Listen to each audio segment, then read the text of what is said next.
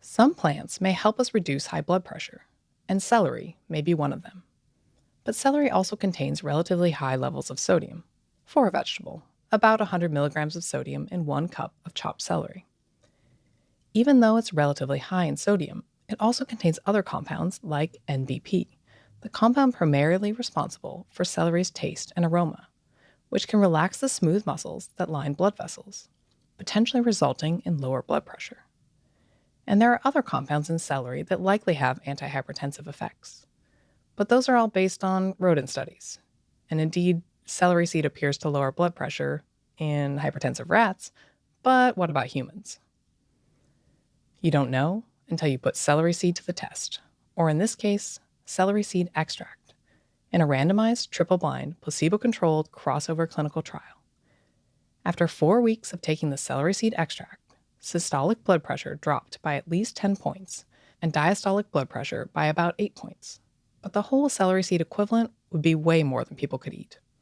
Is there anything a more modest sprinkle of celery seed a day might help with? Look at this.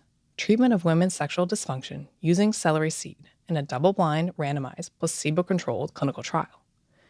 And this study used a culinary-friendly dose of celery seed, about 500 milligrams. That's about a quarter teaspoon per capsule, 3 times per day. At the end of 6 weeks, there was a significant improvement in the self-reported sexual functioning among those eating celery seeds, with significant improvements across multiple measures within just 3 weeks. What about celery juice? There was a case report of a man who juiced a bunch of celery every day and had a drop in blood pressure, and what appeared to be a non-randomized controlled trial in which an undisclosed amount of celery juice seemed to help. Our review concluded that celery can be considered an antihypertensive agent, but the quality of evidence seems slight. What's the downside, though? Well, celery seed is generally considered safe, and a safety evaluation was performed in the blood pressure trial that indicated so, but maybe not for everybody.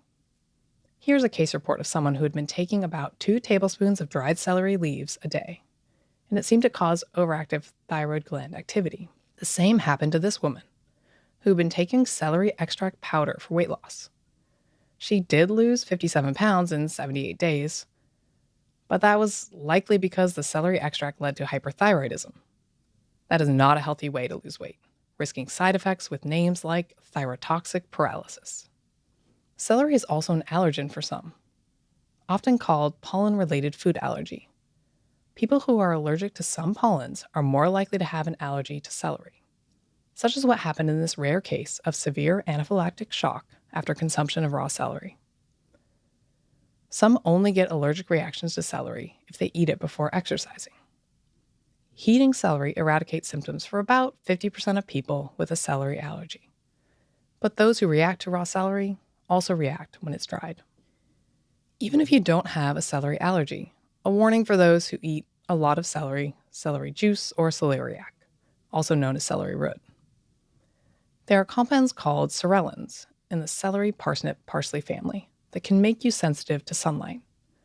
Farm workers can suffer from a condition known as celery blisters when handling plants without skin protection in the sun. Even grocery store workers who go from the produce aisle to the tanning salon can get into trouble. These compounds can make their way into our skin from the inside out as well, and they are not destroyed by cooking. Too much time in the sun after commencing a celery soup diet, or spending time on a tanning bed an hour after eating just 1 large celery root, may be enough to result in a serious blistering burn.